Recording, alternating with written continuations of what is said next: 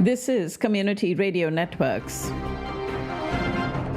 And it is Tuesday, the 11th of June. We have all the information here right now for you to take on the day. And we'll start with the world news. This is Community Radio Networks, the world news read by Shabnam Madgil. U.S. Secretary of State Antony Blinken is attending a humanitarian aid conference for the Gaza Strip hosted by Jordan today as he continues his Middle East tour to secure a deal to end the war between Israel and Palestinian militant Hamas. The conference is dubbed Call for Action, Urgent Humanitarian Response for Gaza, and has been organized by Jordan, Egypt, and the United Nations. The meeting to be attended by the leaders, foreign ministers, and officials of 75 countries, as well as representatives of international organizations, including the International Committee of the Red Cross. The war in Gaza is now in its 8th month, with massive loss of life among civilians and suffering for the entire population of over 2.3 million Palestinians across the Strip. Famine is imminent in many parts of Gaza. Trauma is widespread. Every part of Gaza is in ruins. No place is safe in the Strip, and access to food, water, shelter, or medicine is practically non-existent. Secretary of State Antony Blinken also held talks with key Israeli opposition figures today, a day after he arrived in the country to push a ceasefire plan for the offensive in Gaza. And it comes after the UN Security Council adopted a U.S. drafted resolution supporting a 6-week ceasefire plan under which Israel would withdraw from Gaza population centers and Hamas would free hostages taken during the October 7th attacks. U.S. Secretary of State Antony Blinken has said that a response was still awaited from Hamas on the Gaza ceasefire proposal, to which he said Israel had reaffirmed its commitment. UN Security Council adopted the U.S. drafted resolution supporting the ceasefire plan in Gaza as Washington leads an intense diplomatic campaign to push Hamas to accept the proposal. The text was passed with 14 votes in favor and Russia abstaining, welcomes the truce and hostage release proposal announced on the 31st of last month by President Biden, and urges parties to fully implement its terms without delay and without condition. The head of the Palestinian Football Association has said political bias is behind the rejection of his Australia visa application that left him unable to travel with the national team for a FIFA qualification match in Perth tonight. And a growing chorus of House Democrats say they're planning to steer clear of next month's speech by Benjamin Netanyahu before a joint meeting of Congress, arguing that the Israeli Prime Minister's handling of the Hamas war and his repeated snubbing of President Biden's preferred approach to the conflict demand a show of protest from liberals on Capitol Hill. Thousands of University of California academic workers who went on strike at 6 campuses protesting administrators' response to pro-Palestinian protests have returned to the job under court order, but their union vowed more protests to come. Looking to shore up Latino votes in Nevada and Arizona for his re-election campaign, President Joe Biden is on the verge of soon following up last week's executive action aiming at curbing border crossings with another move focused on providing legal status for long-term undocumented immigrants who are married to American citizens.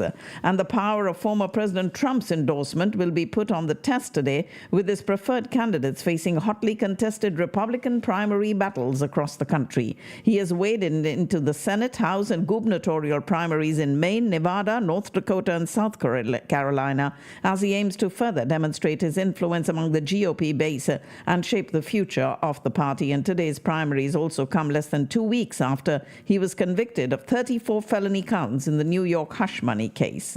And Donald Trump's problem with abortion politics was never more apparent than it was here yesterday as he delivered brief virtual remarks to a Christian advocacy organization that wants to ban all abortions and did not mention the procedure once.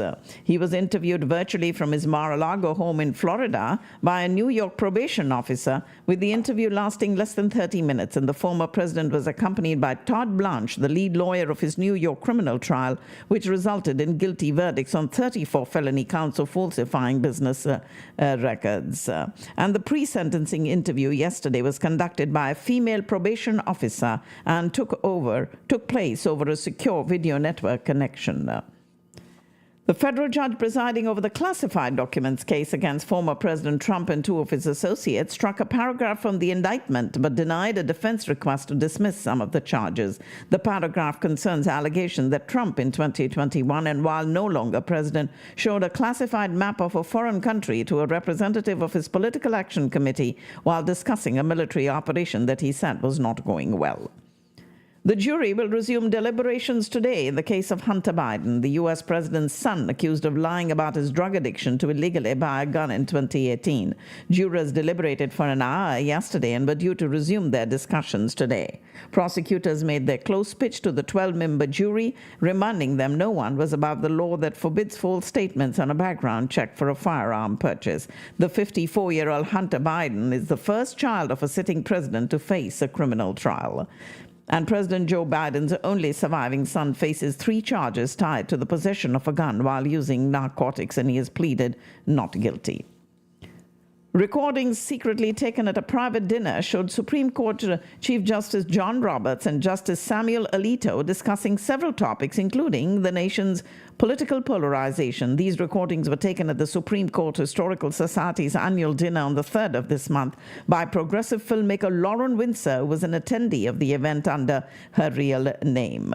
And they were published yesterday by several sources, including Rolling Stone's and Windsor's The Undercurrent. The United States has been rocked by an extraordinary number of tornadoes and devastating storms this year that have already left a staggering price tag. Now heading into what forecasters say will be an extreme summer, from punishing heat waves to severe weather and hurricanes, the nation's disaster relief agency is expected to run out of money before it's even over. The U.S. has been thrashed with 11 extreme weather disasters, with costs exceeding $1 billion so far this year, with a total price tag of $25.1 billion. It is tying for the second most disasters on record and doesn't even include the extreme weather in the second half of May. And that is worrying news for FEMA, whose major disaster relief fund could slip into the red by the end of this summer, a more than $1.3 billion shortfall in August. New research has begun on what U.S. doctors are calling an unusual pattern of rare and deadly cancers that have recently started popping up and could be connected to the COVID-19 virus. A group of medical experts have come together to study the phenomenon and share data after concluding that there was compelling enough evidence to warrant further research. And among those participating in this research is Kashyap Patel, an oncologist in South Carolina and the CEO of Carolina Blood and Cancer Care Associates, and says that the uptick in cases he's witnessed shows there's need to be a national registry to analyze these trends.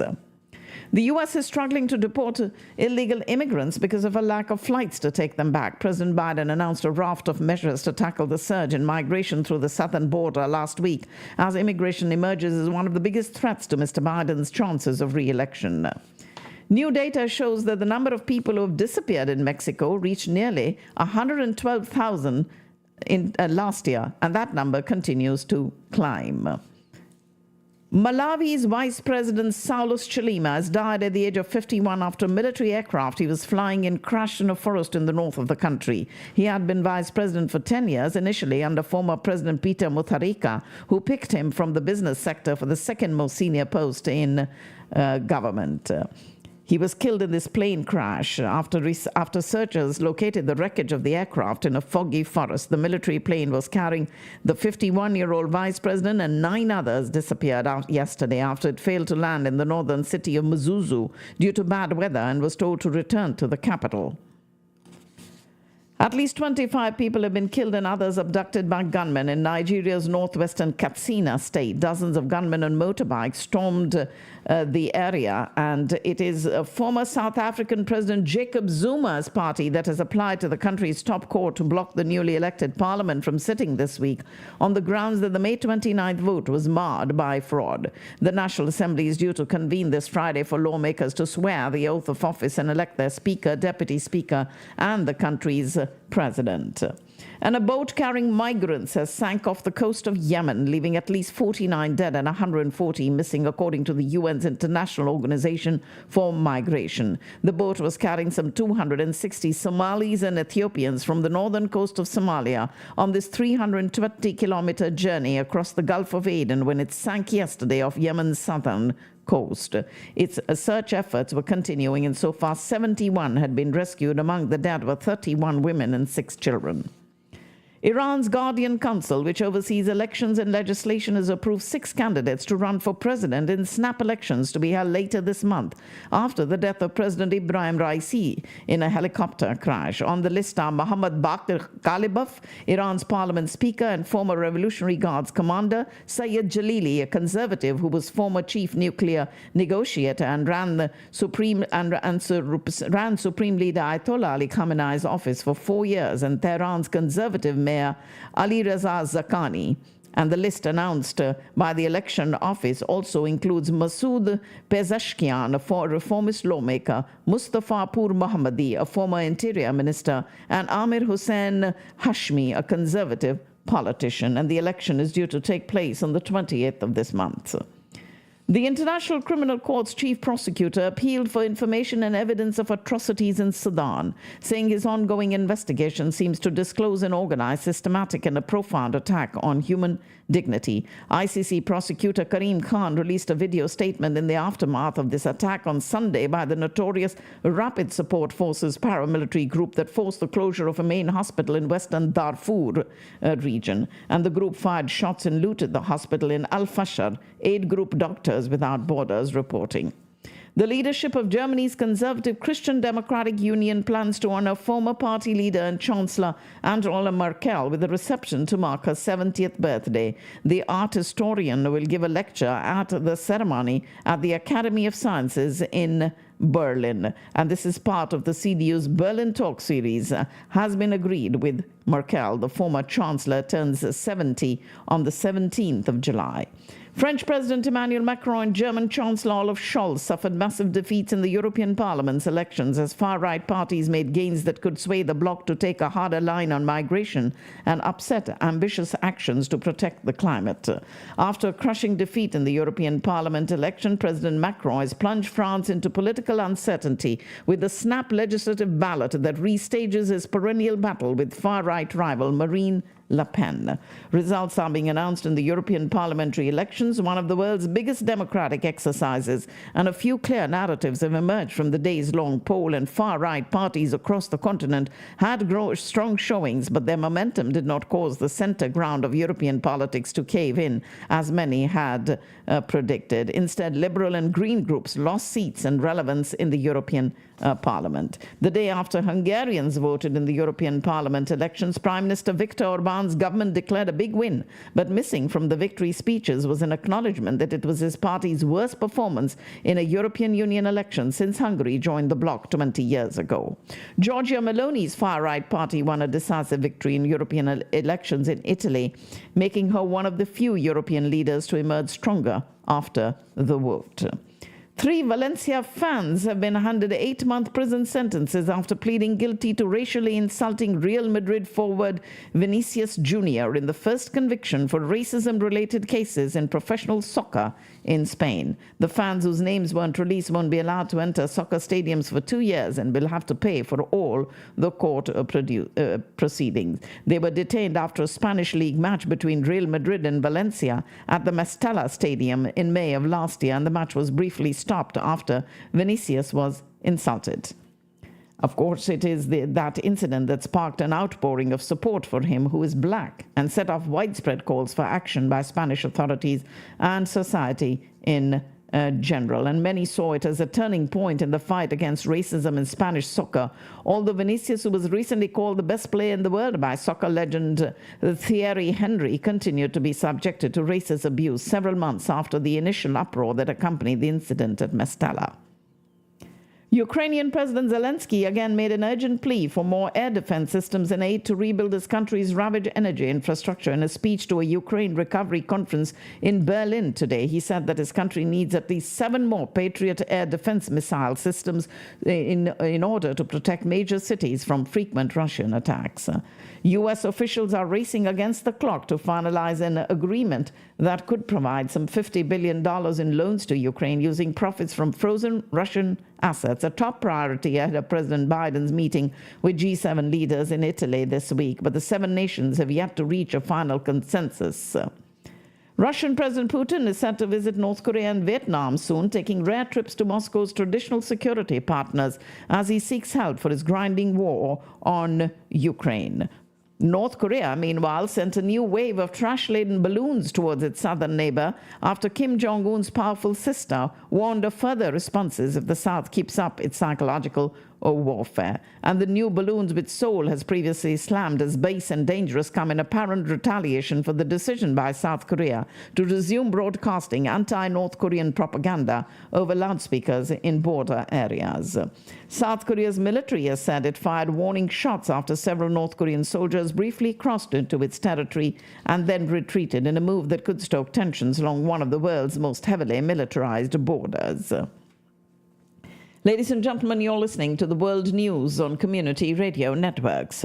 Pollution from man-made emissions and other sources like wildfires have been linked to around 135 million premature deaths worldwide between 1980 and 2020. Weather phenomenon like El Nino and the Indian Ocean dipole worsen the effects of these pollutants by intensifying their concentration in the air, according to Singapore's Nanyang Technological University, unveiling the results of a study led by its researchers. And a Dutch warship was harassed by Chinese military aircrafts in the East China Sea, according to the Netherlands, becoming the latest country to accuse Beijing's forces of initiating potentially unsafe encounters in international waters. A suspect has been arrested in the stabbing of 4 U.S. college instructors in a public park in the northeastern Chinese city of Jilin today. Authorities identified the suspect by his last name Sui, a 55-year-old man from the city's Longtam district, and police said he collided with a foreigner while walking in Bisham Park, a popular green space in Jilin city center, and the suspect stabbed the instructors as well as a Chinese tourist who stepped forward and tried to stop him during that incident. If China invades Taiwan, it may face a large lethal drone force meant to make its military miserable. At least that's the plan, according to the top U.S. admiral in the Pacific, who said the hellscape strategy is designed to distract China and buy the U.S. time to respond.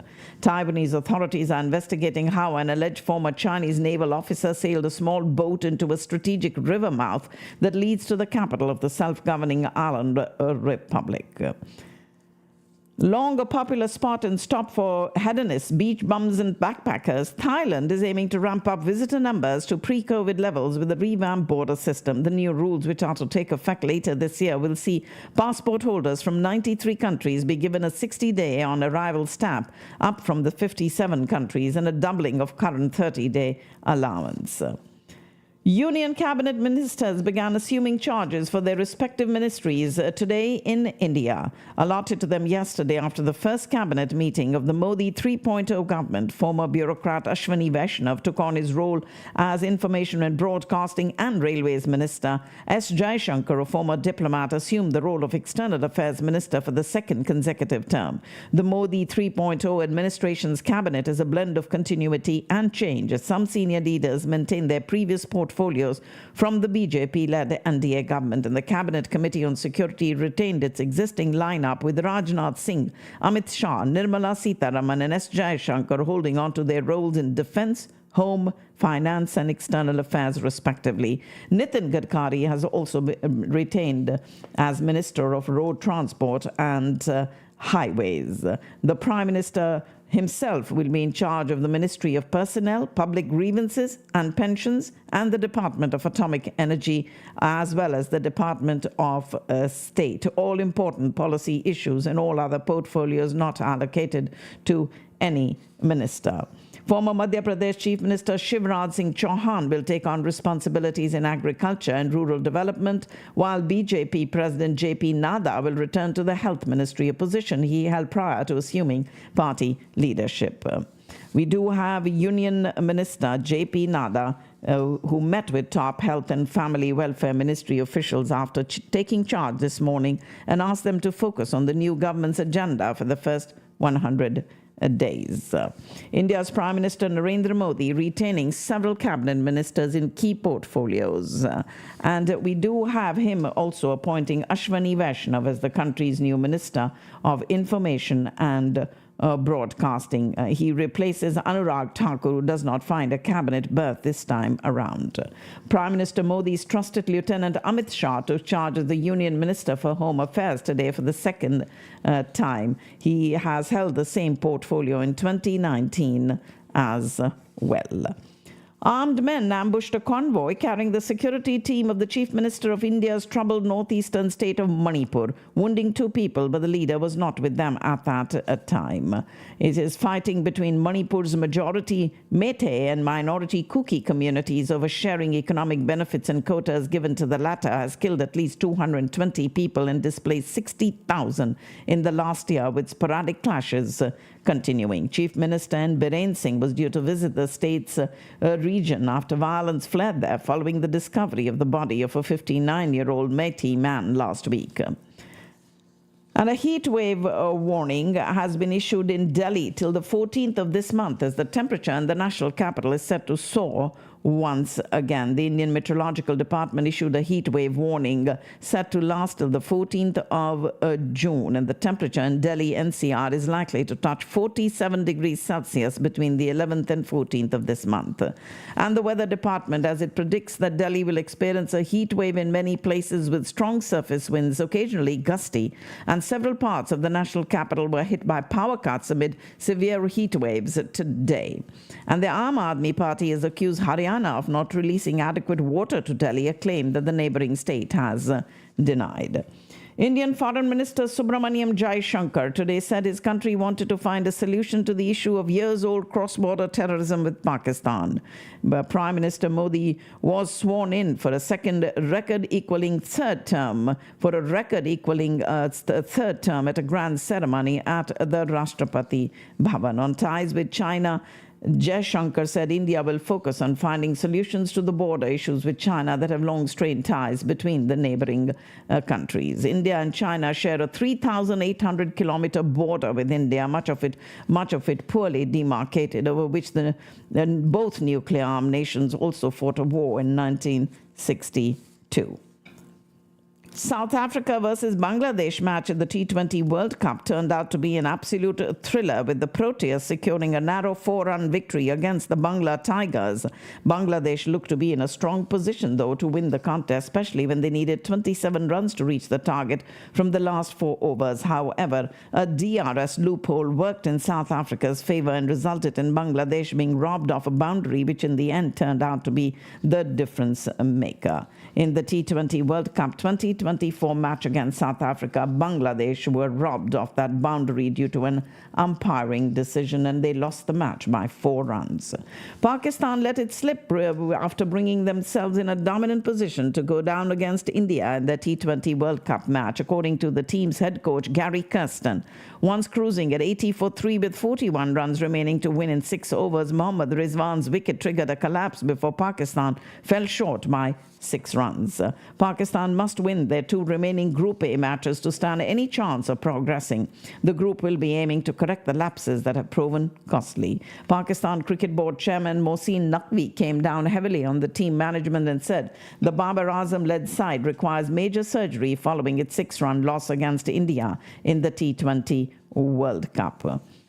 A significant portion of the Pakistan football team, comprising 9 players and 2 officials, find themselves in a limbo as they await their departure for Dushanbe in Tajikistan, where they are slated to engage in the FIFA World Cup 2026 qualifier against the host nation today. And the journey hit an unexpected snag when a technical glitch grounded the airline initially designated to transport the 9 players and 2 officials from Faisalabad to Dushanbe on the 8th of this month. While 7 players and 2 officials successfully reached there via a scheduled flight from Islamabad, the shortage of available seats compelled the Normalization Committee of the Pakistan Football Federation to secure additional spots on a Dubai-based carrier departing from Faisalabad. However, misfortune struck yet again, as this flight was cancelled due to a bird strike, leaving the contingent stranded once more.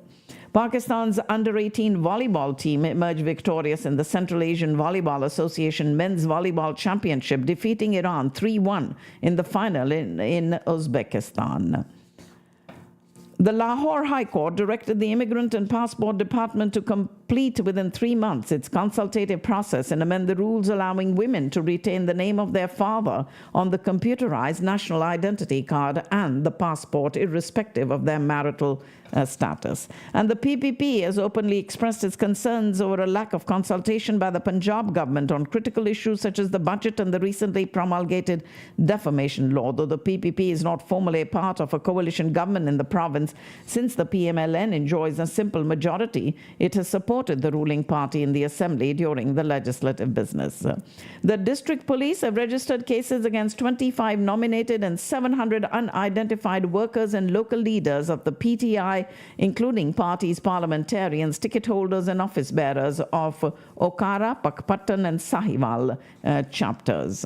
And a fraud case against actor Javed Sheikh and 5 others has been dropped by the Rawat police because they did not have jurisdiction over the case as the events transpired in Karachi. The case was registered on court orders under Section 420 of the Pakistan Penal Code, which deals with cheating and dishonestly inducing delivery of property. And during that investigation, they discovered that the transaction took place in Karachi and therefore did not fall within their jurisdiction. Ladies and gentlemen, that's all I have in the world news for you. I do have your financial news coming up in just a minute. Stay with me right here on Community Radio Networks.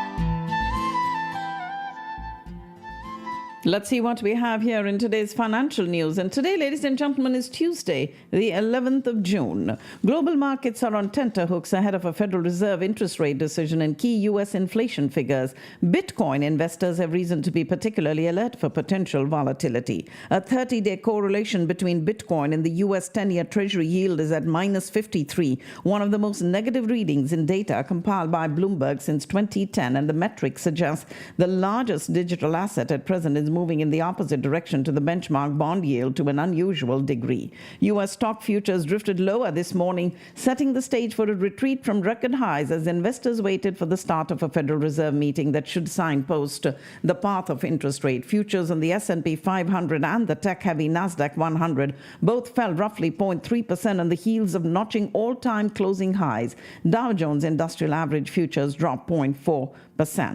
U.S. small business confidence and hiring plans increased last month to their highest levels of the year, but the looming U.S. presidential election also drove uncertainty to nearly a 4-year high. Apple kicked off its annual Worldwide Developers Conference yesterday, announcing its generative artificial intelligence strategy dubbed Apple Intelligence. The latest AI features will be integrated into the new versions of the iPhone, the iPad, and other Apple products, enhancing features such as Siri, photos, music, and messaging, including the ability to create custom AI-generated emojis. Apple announced this long-awaited generative AI initiative called Apple Intelligence during its WWDC conference in Cupertino, California yesterday. And the technology, Apple's first step into generative AI, will be deeply integrated across the company's hardware and software products. Apple's developer conference yesterday was about more than infusing its software with the latest artificial intelligence technology, including from ChatGPT. It was also about selling more iPhones. Facing choppy consumer spending and resurgent tech rivals, Apple has looked to AI as a way to invigorate its loyal fan base of more than 1 billion customers and to reverse a sales decline for its biggest selling product. The software, which requires at least an iPhone 15 Pro or Pro Max to operate, may encourage a cascade of new purchases. Some predicted the biggest upgrade cycle come autumn since Apple's release of the iPhone 12 in 2020, which drew consumers in part through 5G connectivity. OpenAI's C-suite will expand with the hires of Sarah Fryer as its first chief financial officer and Kevin Whale as chief product officer. The firm behind ChatGPT has tapped Silicon Valley veterans with experience managing large tech companies as it looks to expand beyond a small startup. The U.S. Commerce Department said this morning it planned to award Rocket Lab $23.9 million to dramatically boost the production of compound semiconductors used in satellites and spacecraft. And the award for Rocket Lab unit Solar Aero Technologies Corporation would help create a more robust and resilient supply of space-grade solar cells that power spacecrafts and satellites. And the clock is ticking for Keith Gill, the stock influencer known on YouTube as Roaring Kitty, to lock in gains on his options position in GameStop as the company's share price wobbles and the expiration date for the contracts draws closer. Shares of GameStop tumbled 12% yesterday to 24.83. It was the second straight session of losses for the video game retailer, whose shares fell 40% on Friday after his first live stream in 3 years failed to boost their price following the announcement of a more than $3 billion stock offering.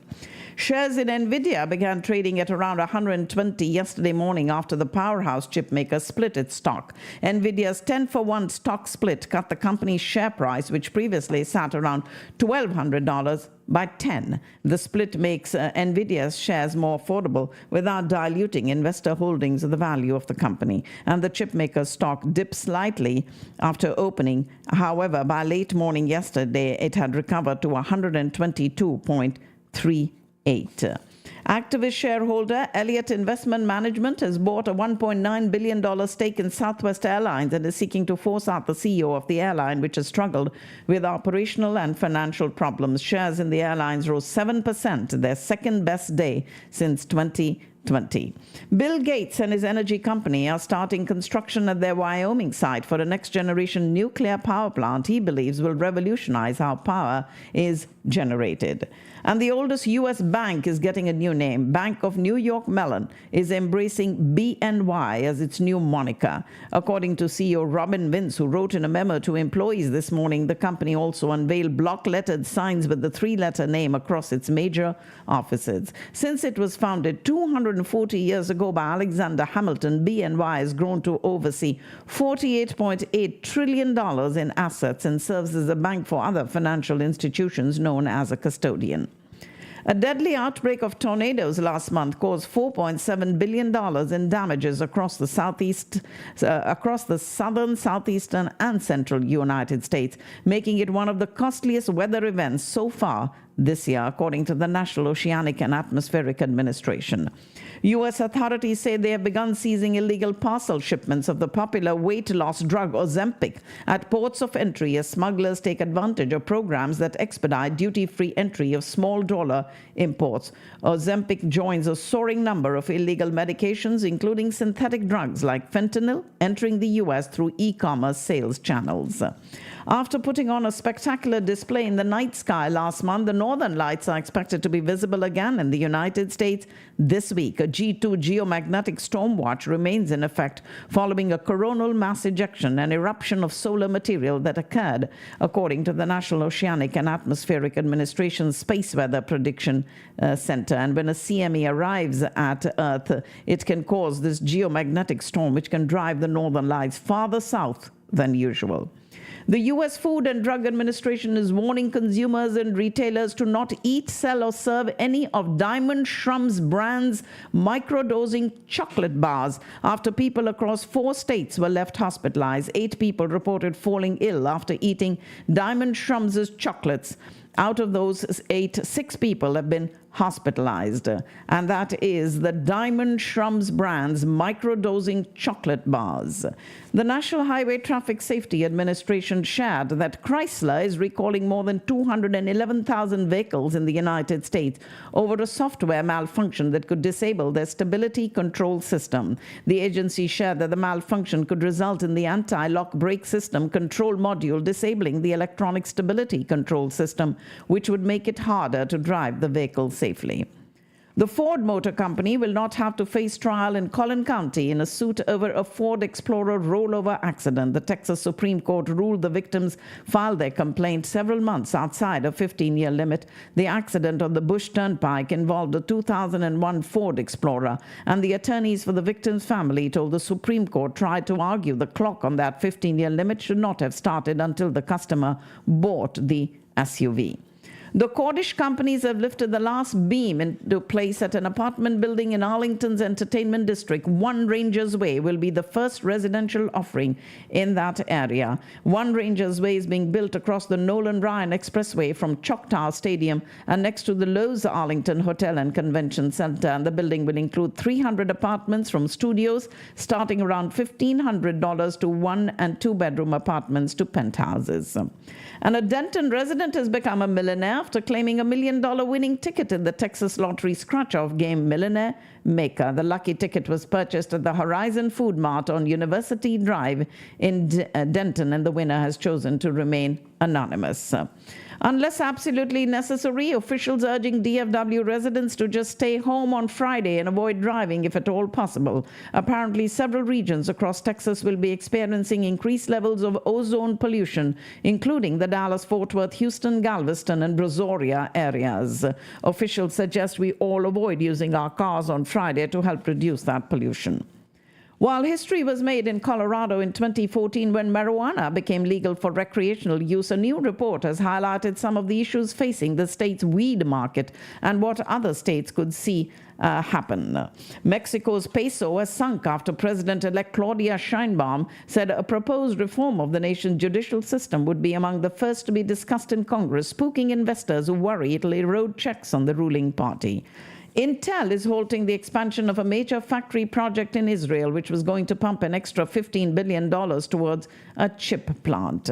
And European assets extended losses as jitters over political upheaval in France continued. U.S. Treasuries gained before inflation data and the Federal Reserve's interest rate decision that will come tomorrow. The euro edging lower and the Stoxx 600 fell for a third day. France's government faces its highest borrowing costs this year after Emmanuel Macron's shock decision to call a parliamentary election.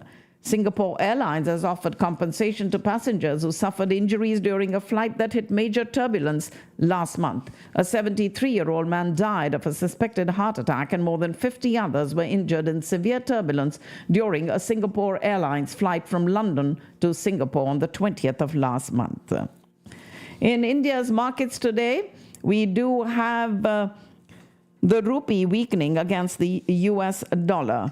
And it is the Nifty that ended at 23,264.85, up by 5.65 points or 0.0%. And the Sensex closed lower by 33.48 points or 0.04%. The seat losses faced by the BJP were due to non-economic issues. As per a note by Morgan Stanley, the brokerage remains bullish on Indian equities due to strong earnings growth driven by structural reforms. Moreover, it expects India's per capita income could more than double by fiscal 2034, potentially unlocking further domestic consumption.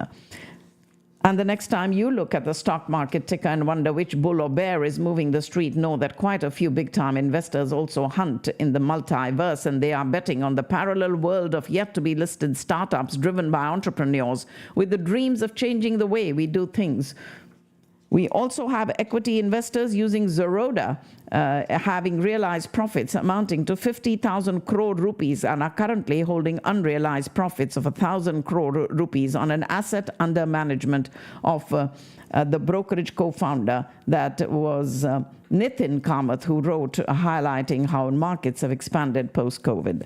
Zomato is to inject 300 crore rupees into Blinkit as competition heats up with Swiggy and Zepto. Gurgaon-based Zomato will invest 300 crore rupees in its quick commerce unit Blinkit.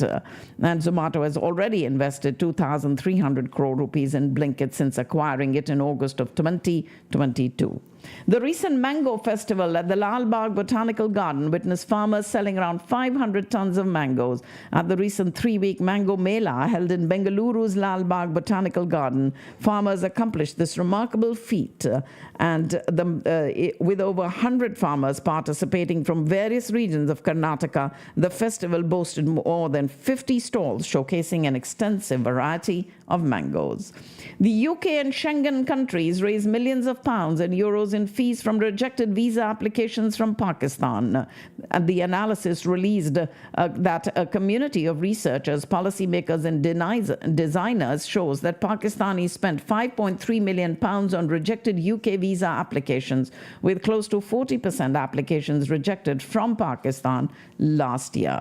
The World Bank has approved $1 billion in additional financing for the Dasu hydropower project in Khyber Pakhtunkhwa's Upper Kohistan district. And in a return to previous practice, the National Economic Council decided to continue funding constituency-based schemes and ongoing provincial projects.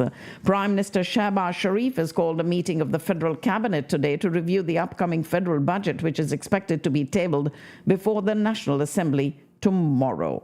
Separately, in a meeting with Prince Rahim Aga Khan, the Prime Minister invited the Aga Khan Development Network to increase its investment in Pakistan's tourism sector, and he also congratulated Prince Rahim on receiving the Nishan-e-Pakistan award. The government may provide some incentives to encourage local assembly of solar panels in the budget 24-25 in Karachi. And under pressure from millers, the government in Islamabad has allowed the export of 150,000 tons of sugar, despite the high domestic retail prices hovering around 160 rupees per kilogram. Ladies and gentlemen, that's all I have in the financial news for you, but I do have the final segment of your program coming up in just a minute. Stay with us right here on Community Radio Networks.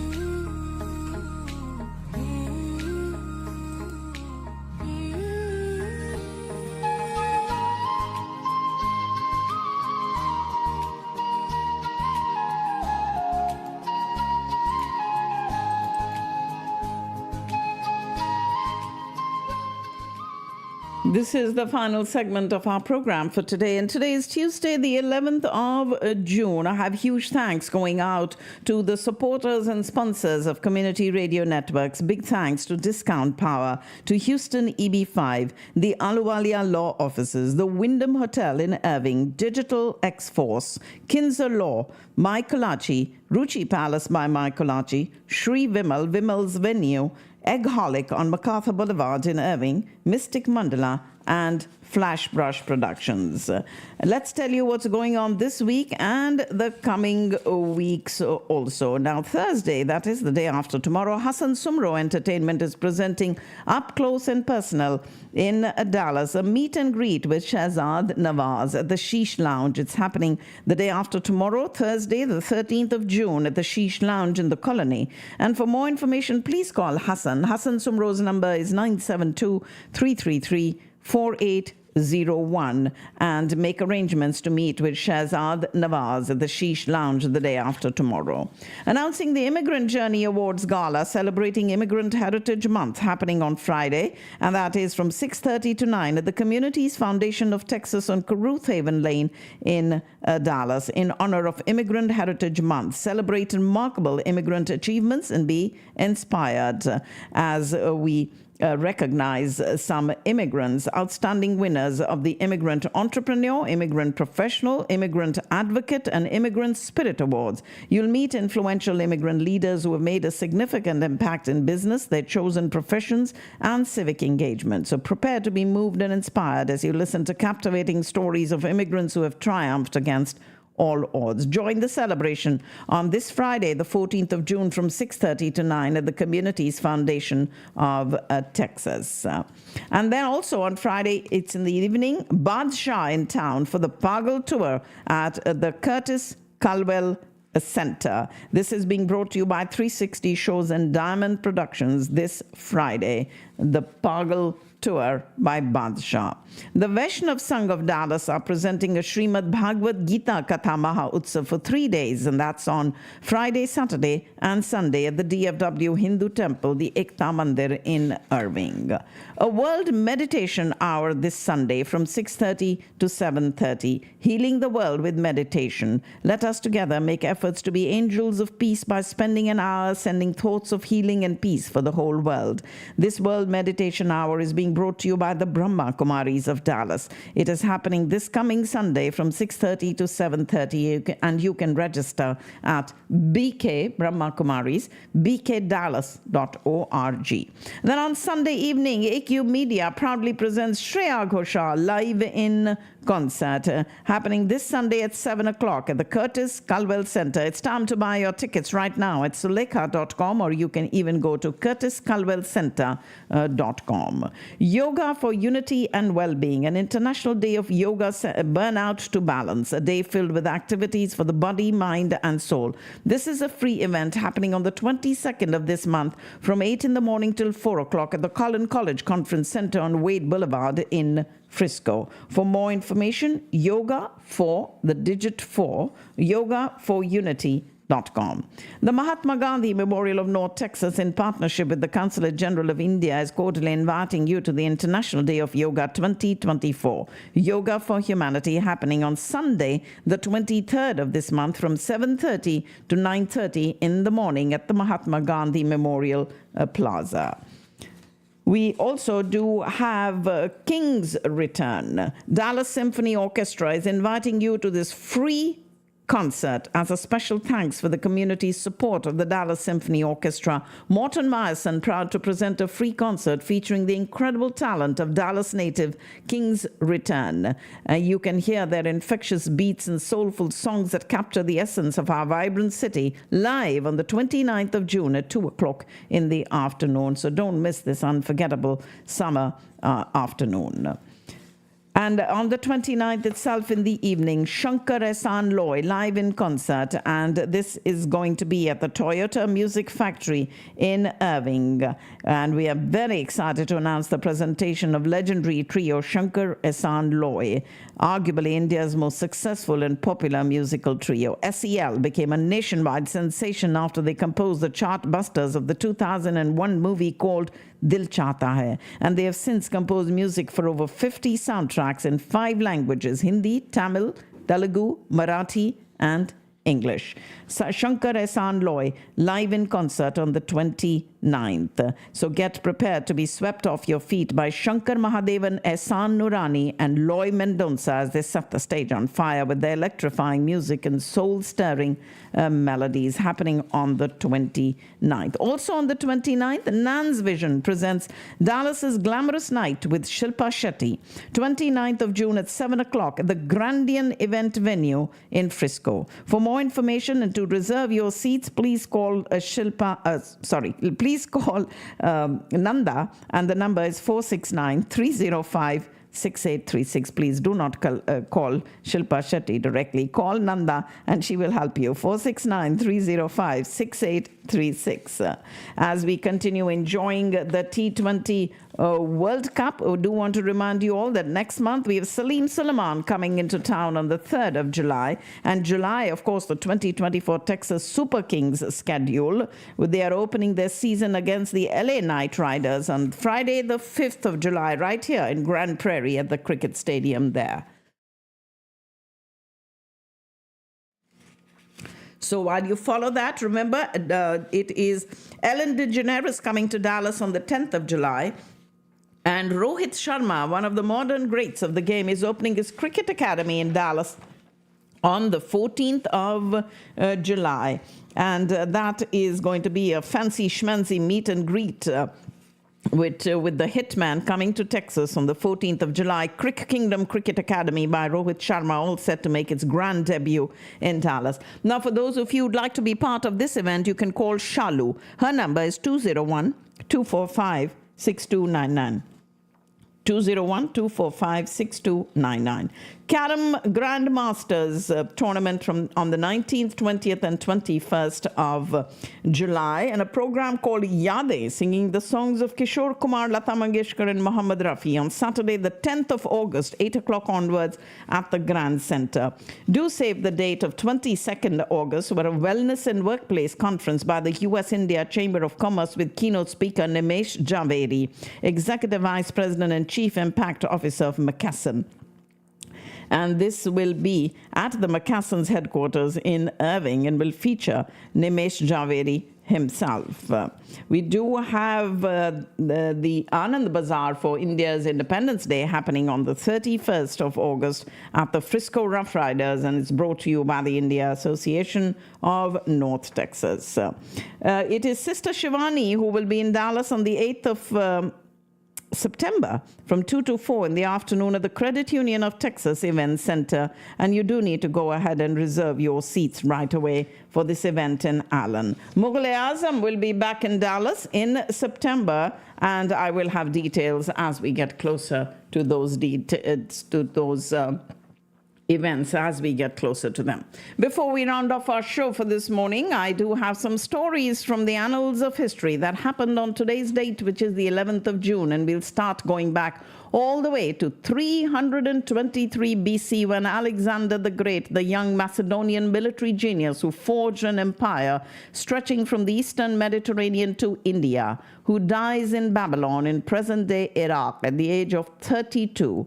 Born in Macedonia to King Philip II and Queen Olympias, he received a classical education from famed philosopher Aristotle and a military education from his father. And at the age of 16, he led his first troops into combat, and 2 years later commanded a large part of his father's army that won the Battle of Chaeronea and brought Greece under Macedonian rule. He died on today's date, the 11th of June, 323 BC in Babylon. King Henry VIII of England marries Catherine of Aragon, the first of his 6 wives he will have in his lifetime. When Catherine failed to produce a male heir, he divorced her against the will of the Roman Catholic Church, thus precipitating the Protestant Reformation in England. He went on to have 5 more wives, 2 of whom, Anne Boleyn and Catherine Howard, he executed for alleged adultery after he grew tired of them, and his only surviving child by Catherine of Aragon, Mary, ascended to the throne upon the death of her half-brother, and Mary was succeeded by her half-sister Elizabeth, the only surviving child of Henry VIII by Anne Boleyn, and she was crowned Queen Elizabeth I.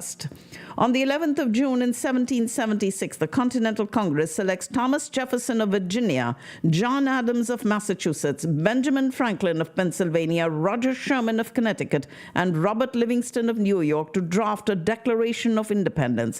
They have come to be known as the Committee of Five. Knowing Jefferson's prowess with a pen, Adams urged him to author the first draft of the document, which was then carefully revised by Adams and Franklin before being given to Congress for review on the 28th of June.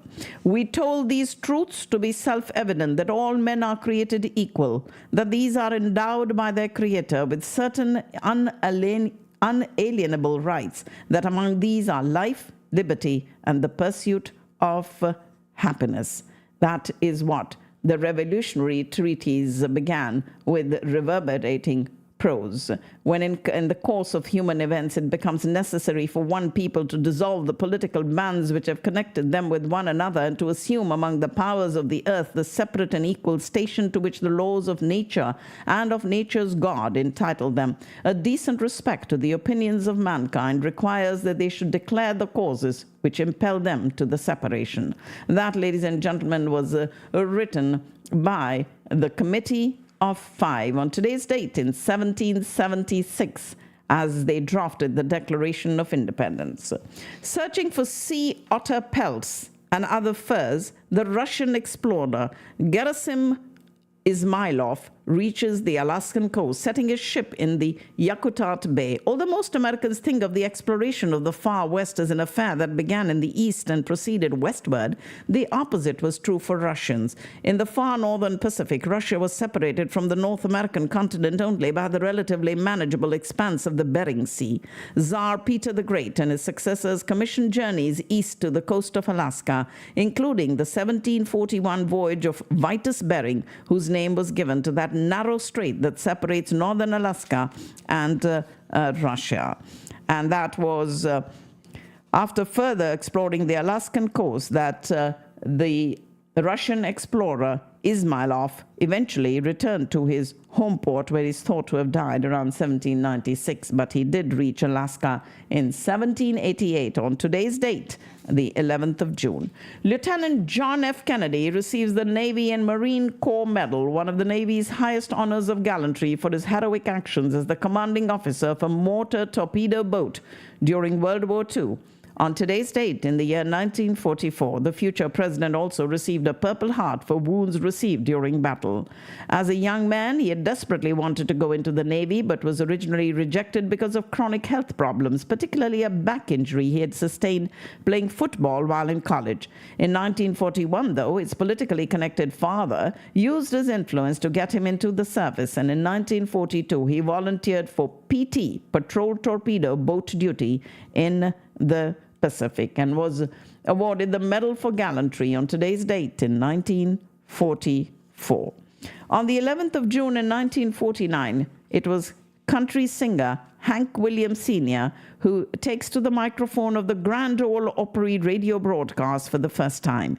And that debut remains one of the most famous in the history of the legendary live country music performance program. He electrified a live audience at the Ryman Auditorium that called Williams out for 6 encores and had to be implored not to call him out for more in order to allow the rest of the show to go on. And that, ladies and gentlemen, was Hank Williams Sr., who performed there with the microphone on the radio. Happened for the first time on the 11th of June in 1949, and that rose him to immediate fame out there. It was Hank Williams Jr., that country boy, who performed on today's date, making history. And it was his Grand Ole Opry debut. and remains one of the most famous in the history of the legendary live country music performance program. Man says it's the end of time, and the Mississippi River, she's a going dry. He did, though, die of alcohol-induced heart failure at an early age of 29. If you go downtown, I live back in the woods, you see, a woman and the kids and the dogs and me.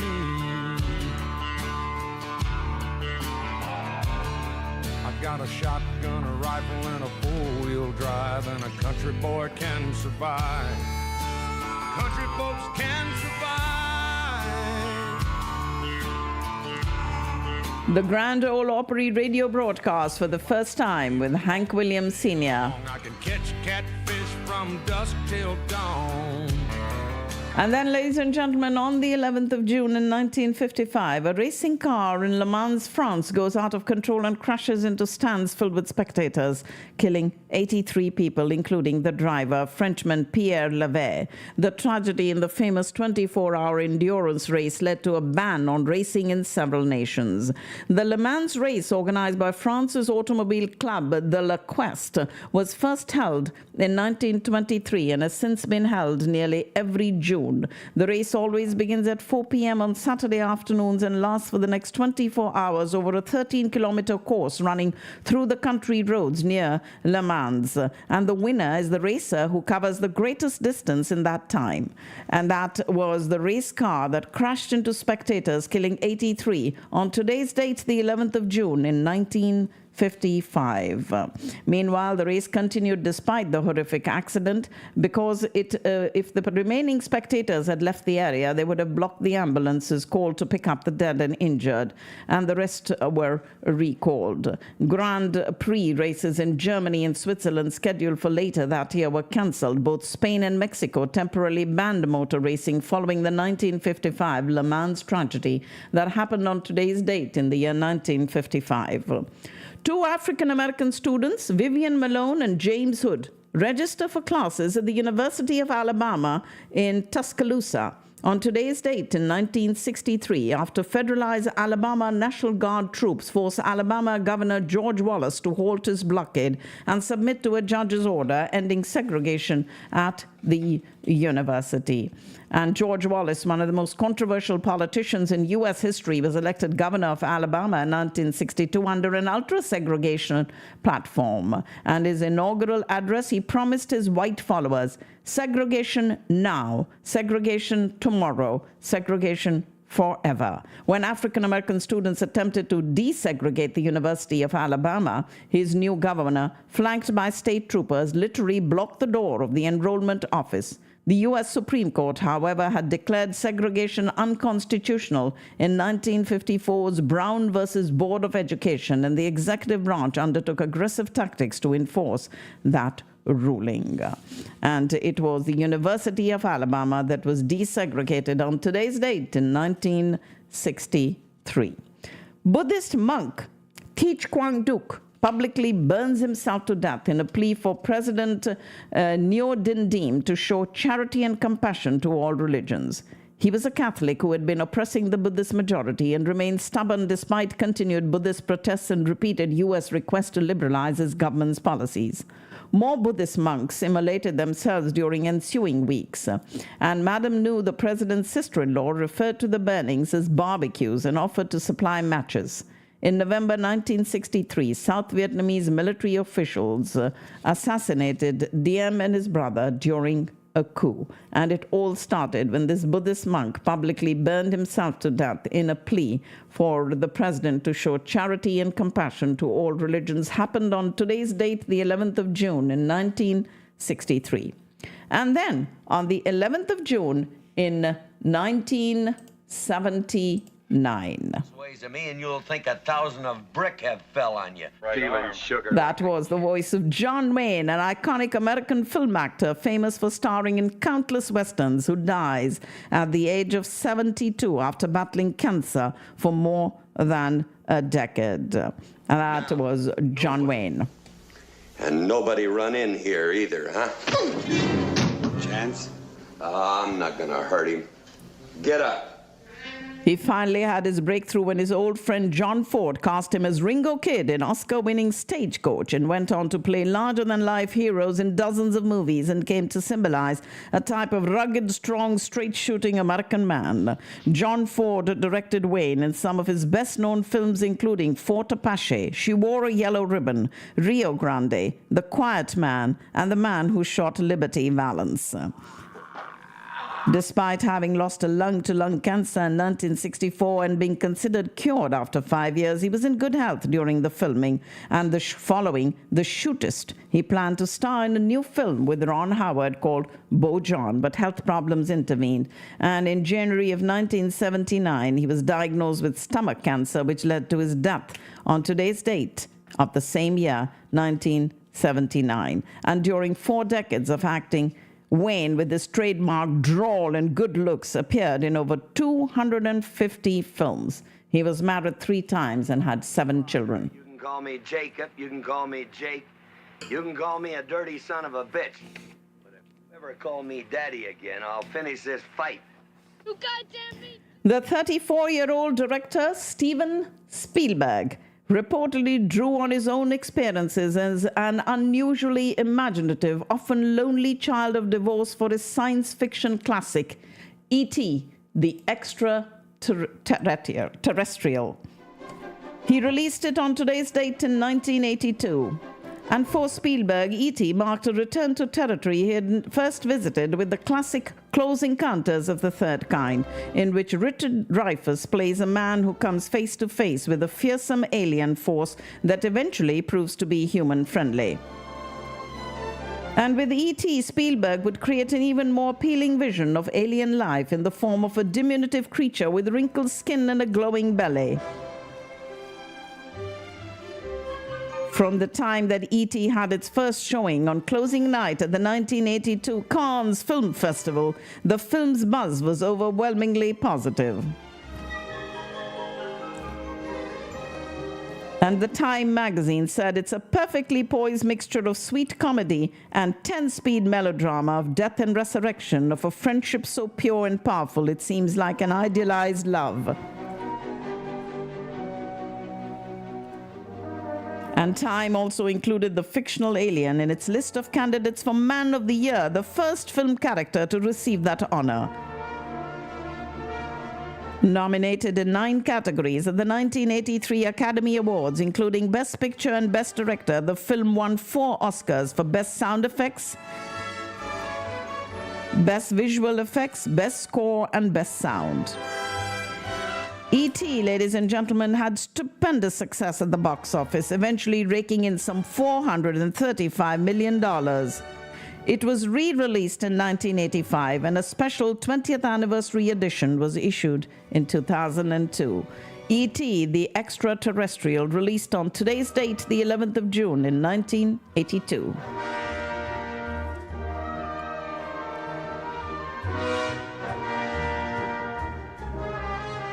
You're listening to the theme song of E.T.